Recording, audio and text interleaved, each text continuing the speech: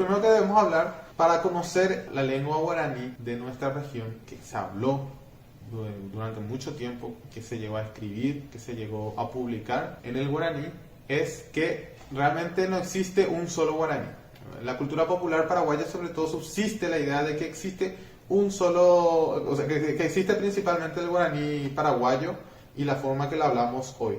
Pero en realidad existen varias formas. En el link que yo les envié, ustedes van a poder ver que es un atlas lingüístico del Brasil, pero se puede ver las zonas que están en color lila, en color morado, son zonas de la familia tupí-guaraní.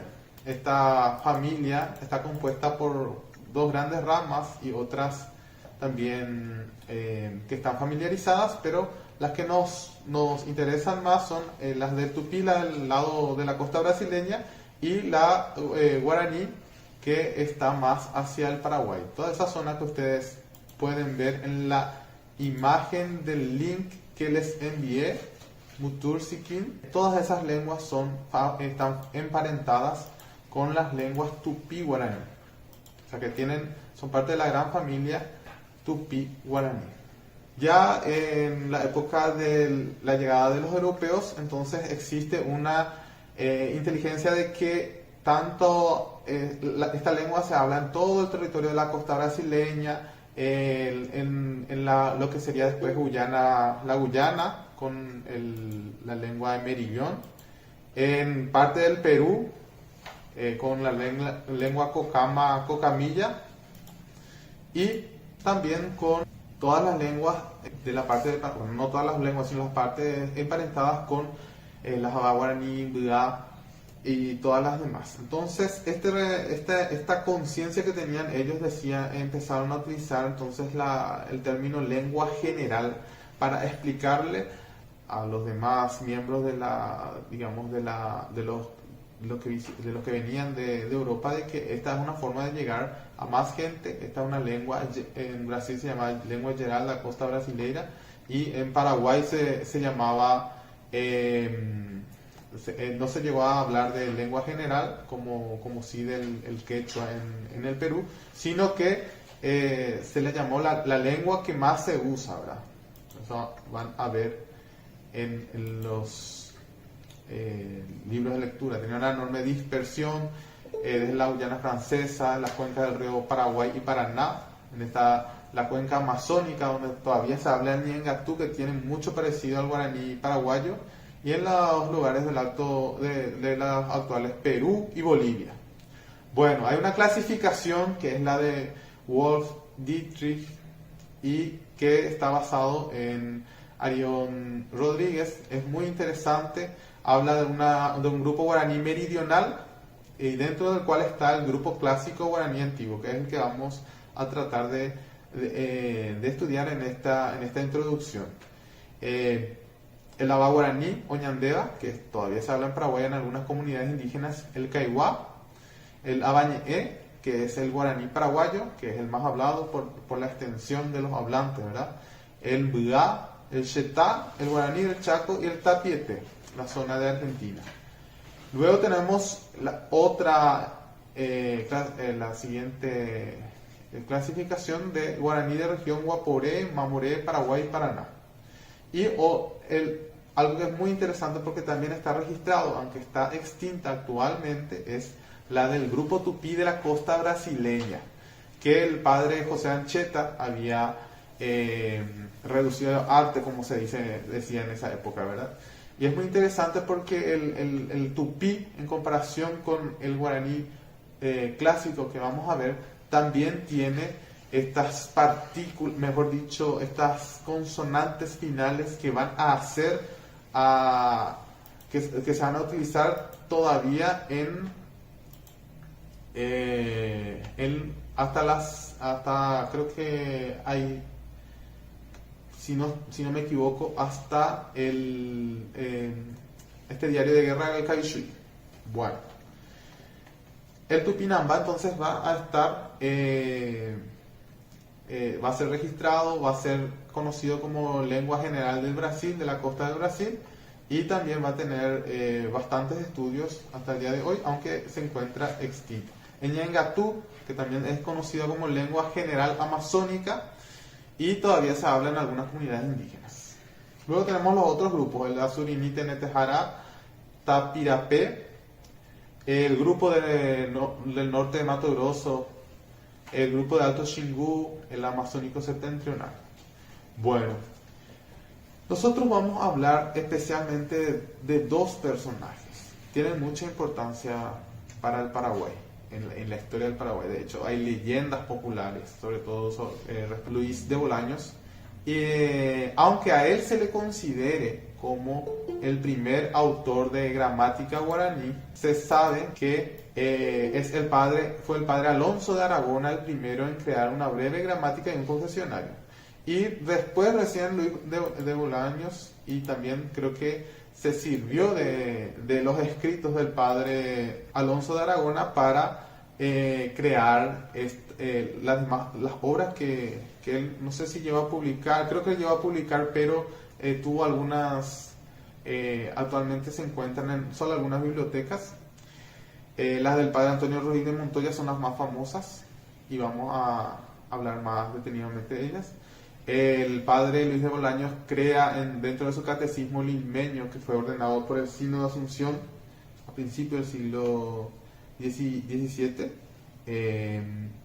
Él traduce las oraciones que van a utilizar los nativos en las reducciones, en sus oraciones cotidianas, dentro de las reducciones.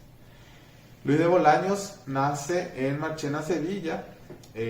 Pertenece a la orden franciscana, la orden de los frailes menores. También es considerado el padre de todos los misioneros, el primero que, por decirlo así, defendió el idioma propio como método para llegar a las gentes, porque las leyes de India de esa época le indicaban a los misioneros que enseñen el castellano, pero por varias razones la lengua oficial, por decir así, aunque no se usaba esa palabra, la lengua vehicular que se utilizaba en esa época seguía siendo las lenguas generales.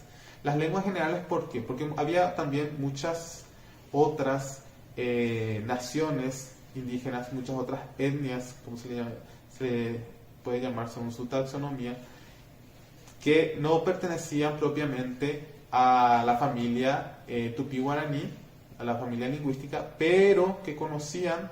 Entonces era un método para llegar a algunos miembros de esa nación indígena. Bolaños tradujo el catecismo y fue reputado como maestro de todos los misioneros, ¿verdad? Entonces es considerado el apóstol que supo crear esa base para llegar por medio de la evangelización a los guaraníes principalmente, que era el idioma y la reducción. Bueno, la otra persona que vamos a hablar, y vamos a hablar detenidamente de él en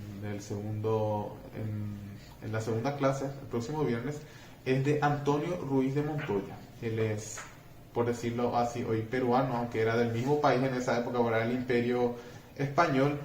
Él nace en Lima y ya en Paraguay le envían a Loreto, que en esa época se encontraba en la región del Guairá. La región del Guairá es la zona que podemos ver entre el Paranapanema, el río Paranapanema, el río Iguazú, que esa zona hacia camino a Sao Paulo, ¿verdad?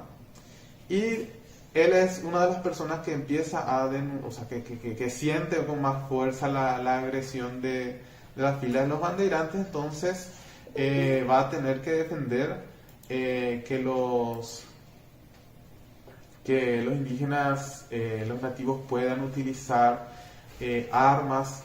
Va a tener que solicitar que inclusive puedan ser trasladados a una región más segura, y de hecho él y otros varios jesuitas por orden del provincial acompañaron a una inmensa cantidad de personas por esta travesía, que fue una verdadera odisea. Era mudarse así con todo lo que tenían, con lo que podían llevar por tierra, por el río, por cuando eso existían los saltos del Guairá, se llaman setequedas, se le dice en portugués, y también por ahí tenían que bajar hasta los lugares donde al final se instalaron, que son un momento que ahí piden muchas admisiones, hasta el lugar donde se quedaron, las misiones de San Ignacio del Guairá, o San Ignacio Mindi también se le conoce, y Loreto, la Virgen de Loreto. Bueno, él luego en 1637 tiene que presentarse ante la corte del rey, y allí expone la situación de las misiones. Entonces, pero al regresar, regresa al Perú, y ya luego, ya por cuestiones de salud, no puede volver a las misiones. Una leyenda, bueno, no es una leyenda, sino que cuenta que un grupo de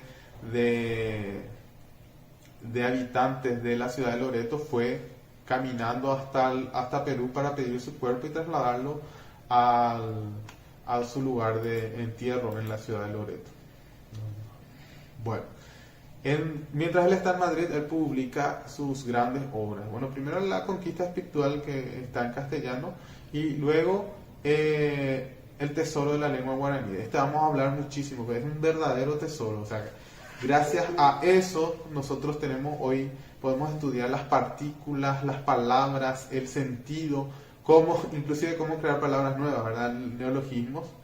Entonces el tesoro sí es un verdadero tesoro de la lengua guaraní, es una riqueza incalculable. Yo creería personalmente que sin ese tesoro no llegaríamos a tener la dimensión de riqueza que tiene el guaraní actualmente, o por lo menos no podríamos estudiarla. También publicó un catecismo y una gramática. Él siempre hablaba obviamente bien del guaraní, decía que era la más inteligente, colorista y bien trabada de toda América. Respecto a las obras, vamos a hablar de ella en la segunda clase. Hay que tener bastante detenimiento en algunas, y vamos a pasar a hablar de qué podría ser la diferencia entre el guaraní clásico y el guaraní paraguayo actual. Para simplificar, yo les puse unas siglas: GPA al guaraní paraguayo actual, sobre todo en la escritura para que tengamos más rapidez, y GC al guaraní clásico o reduccional. Lo primero que vamos a ver es que todos los escritos no están obviamente escritos en la convención actual de escritura que utilizamos en el guaraní, que es muy reciente. Entonces, si alguno de ustedes ya está acostumbrado a leer en guaraní, se va a dar cuenta que, por ejemplo, usan la B larga, en algunos casos usan la C, la Q, no usan el pusó como nosotros lo utilizamos. Entonces, eso vamos a desarrollar, que podemos encontrarnos con esas circunstancias, pero si tenemos algún conocimiento de las palabras guaraní, nos vamos a dar cuenta, por ejemplo, por el contexto, cuando llevan pusó o apóstrofo, ¿verdad? Es a pausa glotal.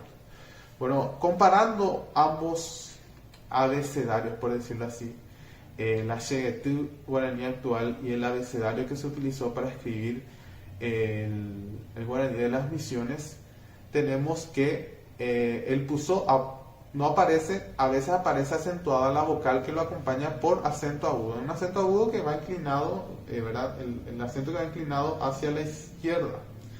Representa la pausa glotal, por ejemplo, en la palabra guaraní joa, en la palabra canduá, en la palabra apereá. En varias palabras hay como una pausa que existe entre dos vocales, y es considerada en el guaraní paraguayo como si fuese como si fuese una consonante, que de hecho es una consonante porque acompaña a consuena con la vocal, aunque sea una pausa.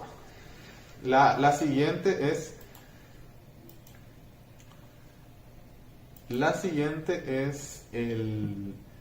la CH o che, como es su nombre en guaraní, que se pronuncia she.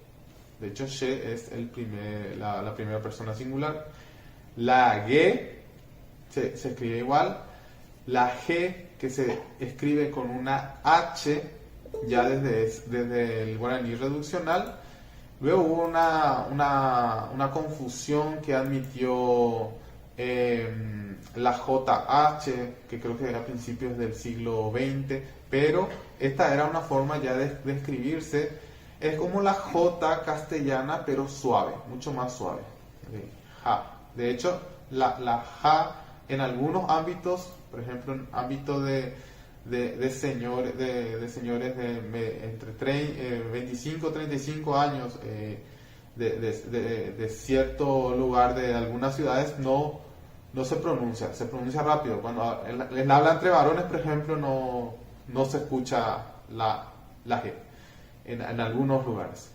Luego tenemos la Y, que era escrita con la Y, la I consonante, la K, que siguiendo las mismas reglas que el castellano, es pronunciada, es escrita con C ante A, O y U, y con Q, U ante I y ante E.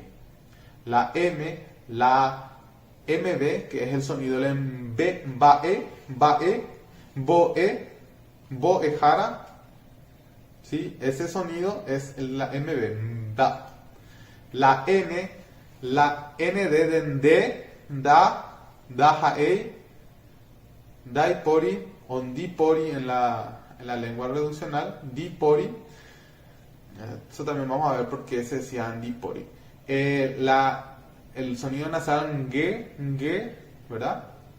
La ñ se escribía igual, la P también, la R en realidad es la re, que se pronuncia re.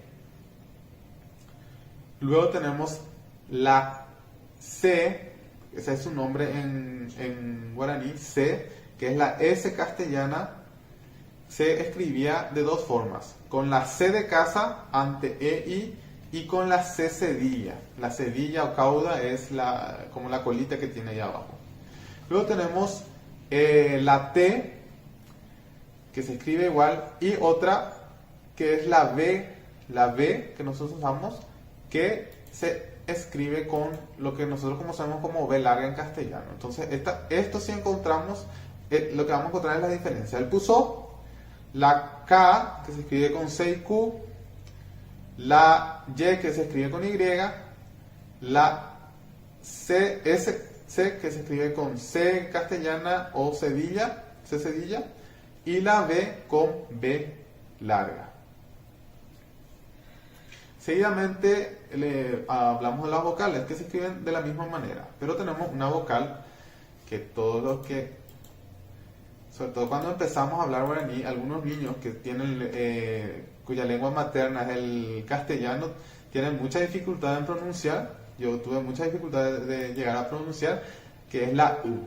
Tenemos las consonantes del castellano, las 5, que son A, E, I, O, U, y por último tenemos la U, que es una U gutural, U. Ahí ustedes pueden ver en la columna de la grafía que se utilizaba en las reducciones, que se simboliza con una I latina y tiene como una media luna, ¿verdad? Como el acento breve, como una media luna que con los extremos hacia arriba. Y con eso se puede identificar que no es la I, sino la U. También puede aparecer la Y con ese símbolo. Y luego vamos a ver cómo se distinguen la nasal, la U nasal. Bueno, las vocales nasales no se escriben con la virgulilla, el sombrerito, como se les enseña a los niños acá, No se escribe con eso, sino se escribe con la misma media luna, pero con los extremos hacia abajo. Los extremos hacia abajo. Ahí tenemos la A, la E, la I, la O, la U y la N. Verán que hay una diferencia en la escritura de la N. La N sí se escribe con virgulilla. Esta virgulilla es parecida a la de la ñ y la que usamos actualmente para las vocales nasales. Mientras que las otras son como las medialunas las medialunas que con los extremos para abajo que se utilizan para la nasalización de las vocales. Entonces esa es la diferencia. No confundir, por favor, con la media luna de la U vocal. Luego existe otra vocal, que es la vocal I breve. Esta nosotros la usamos muchísimo en guaraní. Es cuando esta aparece no acentuada, es átona, ¿verdad? No aparece. Entonces, en la palabra sapucay, como la ven allí, el acento va sobre la A, y mientras que la I se pronuncia brevemente y además es átona. Entonces, sapucay, esta I acompaña a la letra A, la podemos identificar de esa manera. Va a ser muy importante identificar esta I porque en una circunstancia, en Ñembosaray, en su gerundio va a ser Ñembosaraita. Entonces, en vez de decir Ñembosaraibo, como decimos en guaraní actual, se diría Ñembosaraita, porque hay un cambio debido a esa I. Bueno, vamos a hablar de lo que corresponde al día de hoy del apartado de gramática y ejercicios. Y para ello vamos a utilizar el arte de la lengua. Del arte de la lengua vamos a hablar detenidamente en la segunda unidad. Hay dos ediciones bastante legibles. Una es la de Sable, que que es ofrecida por la John Carter Brown Library y está en arch.org. Y que es el arte de la lengua guaraní por el padre Antonio Ruiz de Montoya, con escolios, anotaciones y apéndices del padre Paulo Restivo de la compañía, sacado de los papeles del padre Simón Bandini. Ellos son los que van a dar las anotaciones y ampliar un poco el trabajo del padre Ruiz de Montoya. Entonces, como le estábamos hablando respecto a esta lengua, que es un poquito distinta, yo creo que no es muy distinta. Una vez que nos adentramos ya podemos decir, bueno, vamos a poder leer y después, y si leemos mal, no creo que nos vamos a asustar. Yo pienso que tienen que animarse, así como cuando empezamos a leer el guaraní y luego nos damos cuenta que el guaraní es más fácil de leer que el castellano, porque el castellano tiene varias formas que tenemos que conocer: la diferencia entre C, Z y S, la diferencia entre B corta y B larga, cuando se utiliza un acento, dónde, que creo que a todos nos confunde mucho, mientras que el guaraní actual por lo menos tiene una forma de ser escrito. Y una vez que nos adentramos a esta experiencia, esta linda experiencia de conocer lo que es parte de nuestra cultura, la lengua nuestra como misioneros, yo creo que nos vamos a enamorar y vamos a decir, bueno, vamos a seguir leyendo, vamos a seguir viendo cómo se hablaba, vamos a seguir viendo de qué hablaban en las reducciones. Entonces, les invito a que puedan ustedes también aprender.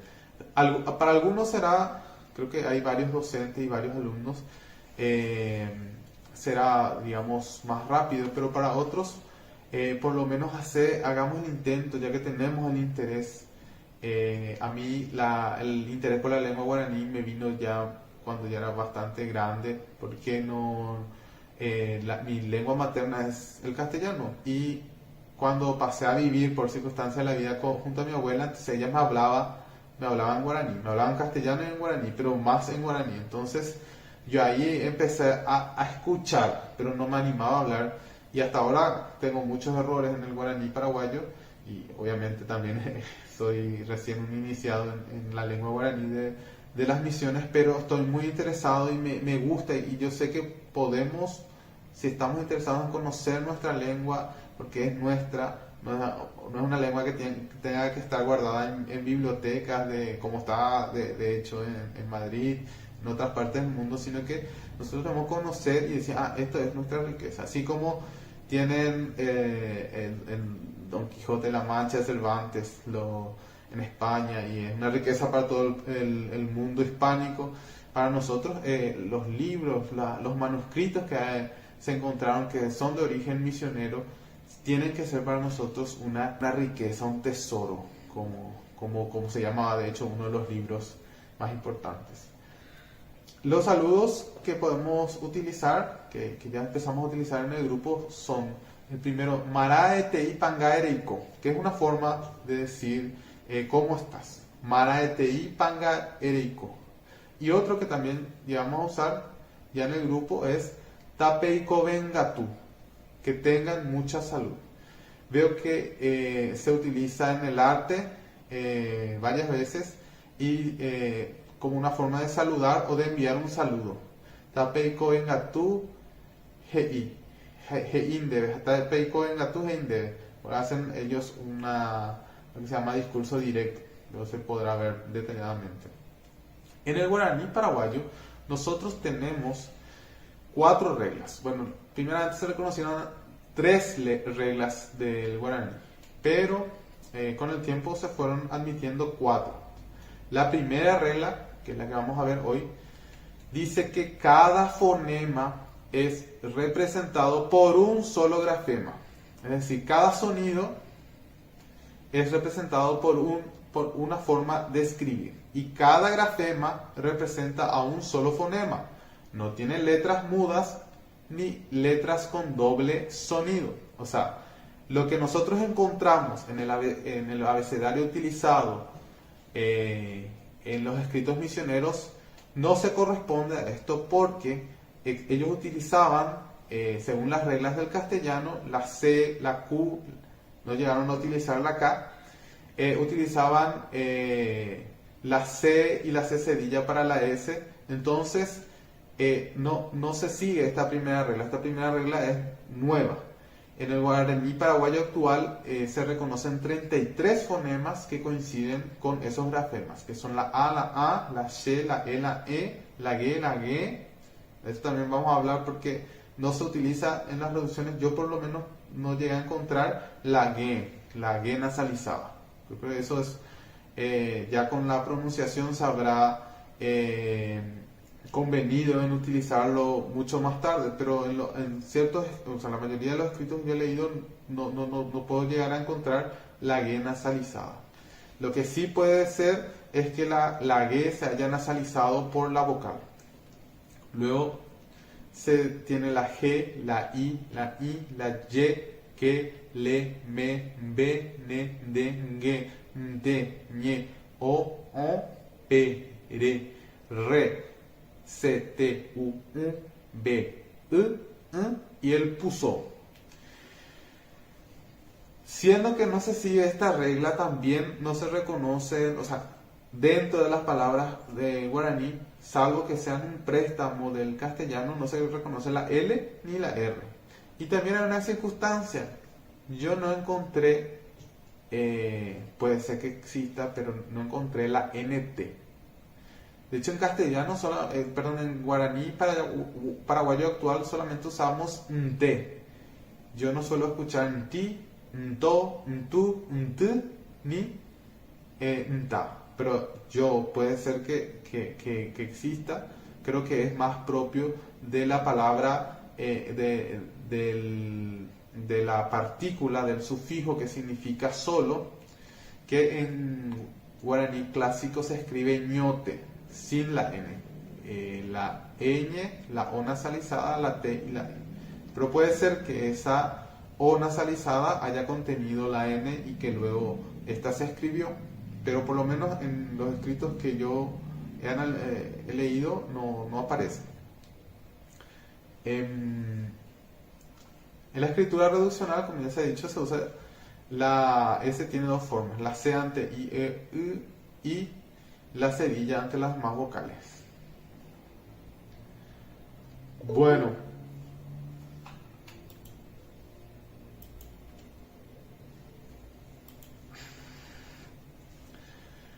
la otra circunstancia que ya habíamos dicho es el que la I y la U, o sea que la Y y la I latina son utilizados tanto para la I como para la U. A veces, por ejemplo, aparece Icatú y escrito con Y, con una Y, y entonces para el que se acostumbró a la forma de escribir del guaraní paraguayo sería Icatú, pero no significa Icatú. Para formar, para escribir la U se necesitará ese signo diacrítico del acento breve sobre la I latina o la Y. Las nasales llevan ese mismo signo diacrítico pero invertido, ¿verdad? Y solo la U lleva la virgulilla. Podemos hacer un ejercicio, como primer ejercicio, que es el de leer el texto extraído del libro manuscrito, el cual vamos a hablar en su unidad correspondiente, Cuatiá por Omboe, la página 338. Y seguidamente, si nos animamos, transcribir el texto utilizado en la grafía actual del guaraní. Se puede hacer lo que se pueda. Yo reconozco, por ejemplo, ahí reconocemos la palabra opacatú. Opacatú. Entonces, está escrito como si se escribiese en castellano, es decir, con la grafía del guaraní clásico, y vamos a transcribirlo a la grafía actual del guaraní. Entonces escribimos casi igual, pero lo que cambia es la C, que la cambiamos por una K, opacatú. La siguiente palabra que está al lado de opacatú sería bae. Bae. Ahí sí tenemos que utilizar nuestro oído acostumbrado de guaraní, nuestra lectura acostumbrada de guaraní para inferir que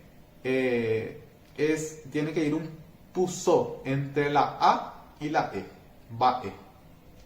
Y así vamos haciendo. Donde vemos, por ejemplo, miri e u, en miri e u hay tres nasales. Las dos I de miri y la U de en. Las nasales entonces van con esa representación de la media luna con los extremos hacia abajo. Y al lado está otra palabra muy interesante que es cuarajü, cuarajü puku. Cuarajü va a escribirse en la forma actual con K, U, A, R, A, G guaraní, o sea, H, y la U, que actualmente se utiliza la Y. Bueno, así que podemos hacer el intento. Yo puedo leerles y ustedes también así van a ir ejercitando. El texto dice: Hekoyai wa rako opakatumba e oñemote miri e cuaraju puku yere upu ramobe. Akoi aranako kaabo oñemoesai okuera yebu nunga uro u oyuka hawerawe. Hoku yebu ipotu apunta pora weshakara pave moesangawa hae weakwandusu omoahai watahaupe momburuguibe yepe iñandukabo emona verako ñu opakatui okuera yebu weteboi oñembote. Es un texto muy interesante que si vemos cómo podríamos traducir, habla realmente habla dentro del contexto religioso de un evento de la historia, pero en esta parte lo que hace una descripción de que el verano ya pasó y ahora viene como un reverdecer del calor que causó, de la sequía que causó el sol, viene un reverdecer de las plantas y todo eso. Bueno, seguimos con otra. Hay dos cosas muy importantes que yo he encontrado como una diferencia entre el guaraní, bueno, que todos los que estudian encuentran, ¿verdad? Pero que a mí me ha llamado la atención son las consonantes finales, que por ejemplo en el tupí guaraní se llegan a usar, o sea, el padre Ancheta llega a escribir y dice, a veces la pronuncia con una I bastante breve, y en Montoya la escribe como consonante final en su tesoro, lo escribe como consonante final en su tesoro, y nosotros lo utilizamos de una manera inconscientemente, porque para los paraguayos que aprendimos en el sistema educativo paraguayo, se nos presenta el guaraní como una lengua de sílabas abiertas, ¿verdad? Que comienzan en consonante y terminan en vocal, o si no, la vocal sola, o consonante, vocal, vocal. Entonces no admite una consonante final. Sin embargo, en el tesoro se encuentran estas consonantes finales que son muy importantes para el guaraní clásico. Nosotros vamos a ver que la usamos inconscientemente. Encontramos, por ejemplo, palabras como yaguarete, donde la composición de esa palabra está hecha por dos palabras propiamente dichas, sino son una es un sustantivo, que es yaguá, y otra es un aseverativo, que es ete. Entonces, pero hay una R que ¿qué hace ahí? Dice, si es yaguá, si quiere decir el jaguar verdadero, tendría que decir yaguaité para el guaraní paraguayo. Pero para el guaraní reduccional se utiliza la R, que es la consonante final. Entonces, en composición, estas palabras siempre utilizan, no siempre, a veces pueden no utilizarlas, pero en general, sobre todo en los escritos de la época de las misiones, se utilizan estas consonantes finales en composición. Una vez que se componen con otras partículas, con sufijos, entonces, sobre todo si inician con vocal. La otra palabra es Burubishabete, que significa rey, o el Burubishá verdadero, el jefe verdadero. Entonces utilizan Burubishá, la B, y ete, Burubishabete. El guaraní es una lengua aglutinante y polisintética. Eso sabemos por la forma en que se compone las palabras. Uno puede llegar a decir una frase completa en una sola palabra, inclusive y llegar a darle el matiz que quiera darle, que puede diferenciarse mucho del significado de la raíz.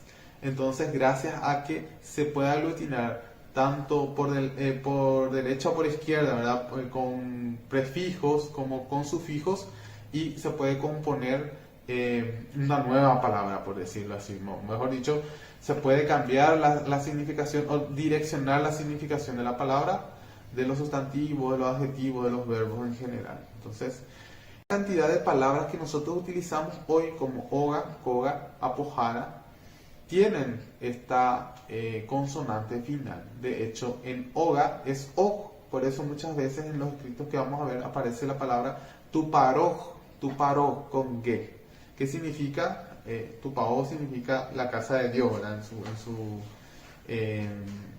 Que fue un neologismo introducido por los misioneros. Otra es kog, que es koga, que significa una sementera, un cultivo reciente.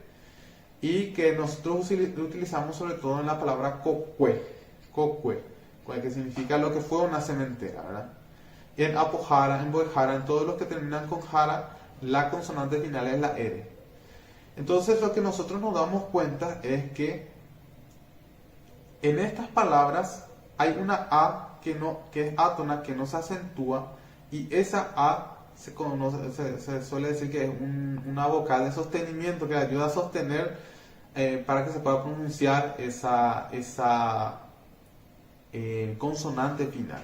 Y cuando esta se compone se compone con otros sufijos, entonces deja de escribirse la A y se escribe la raíz con esa consonante final. Por ejemplo, en el caso de oga, vemos acá que en la composición de oga con usu, grande, que significa grande, obtenemos ogusu.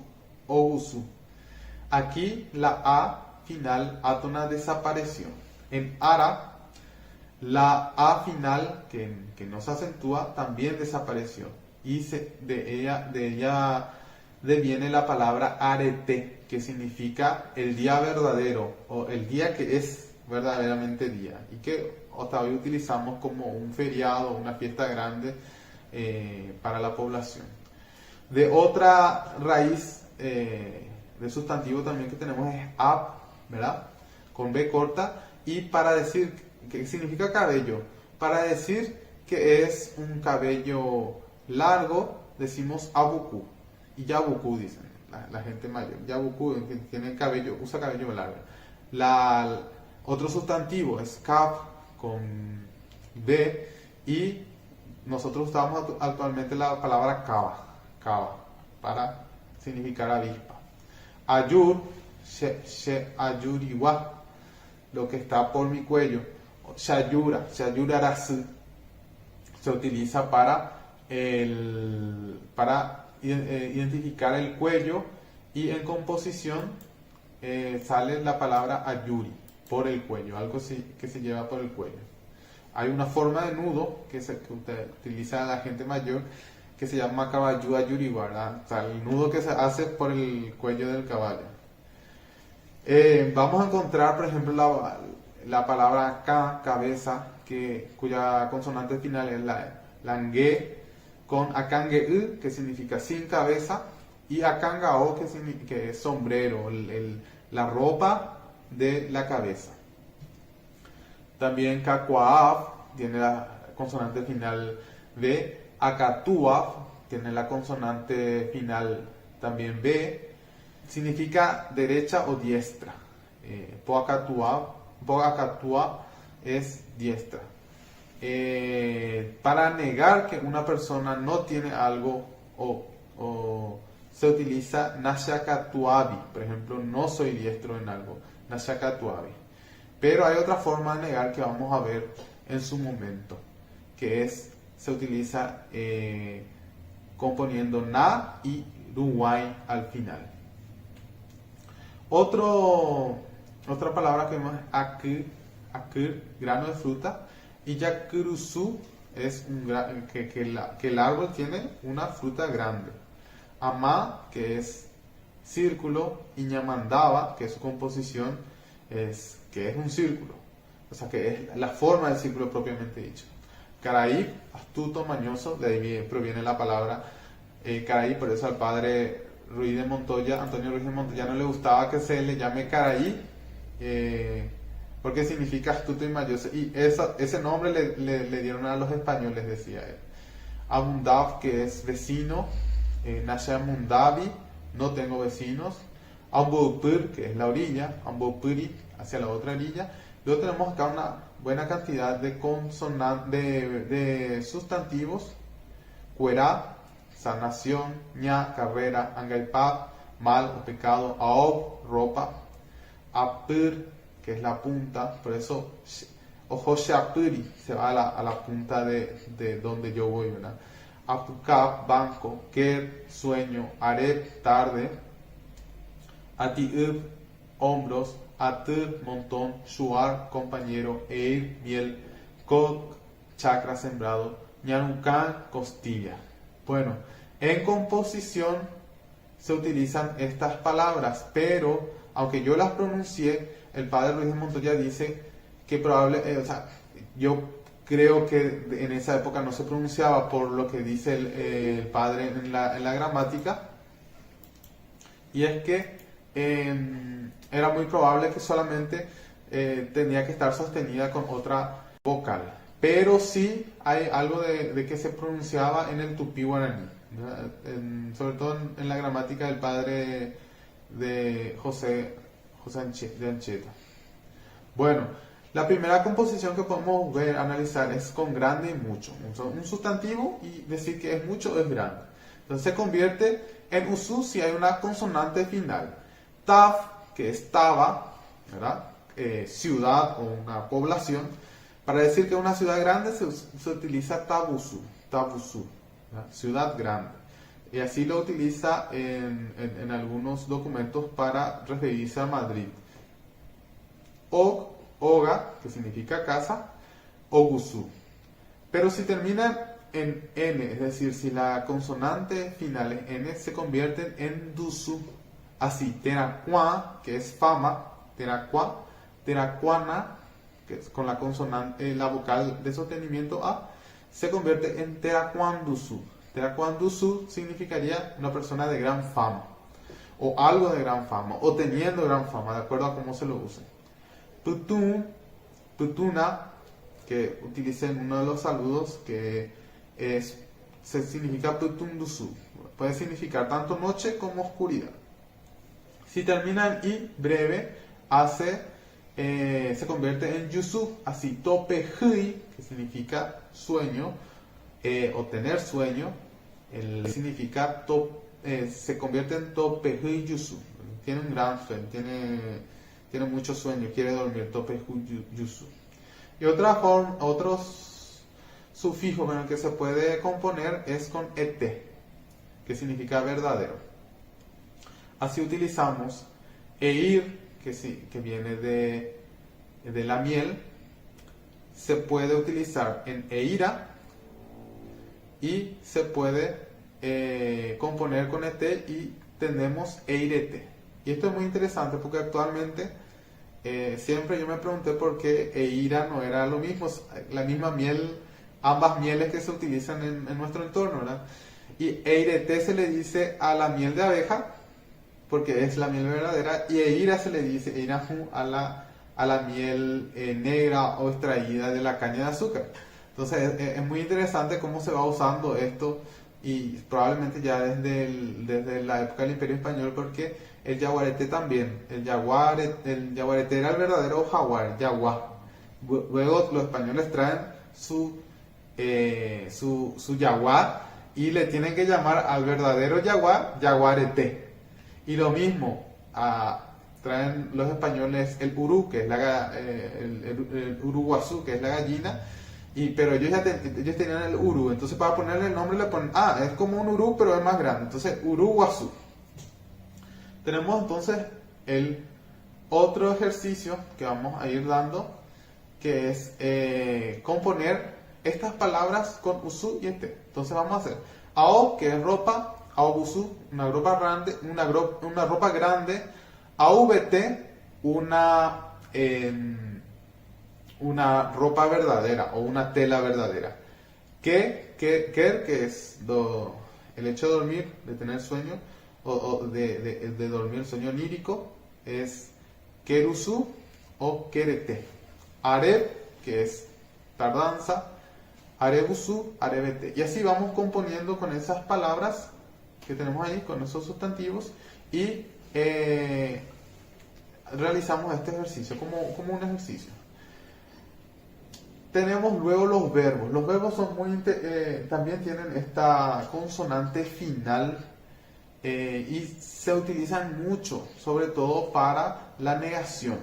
Ahí tenemos pusó, que es la raíz del verbo extenderse, angatar con R final, angatar, y para negarlo decimos nashangatari, no me preocupo.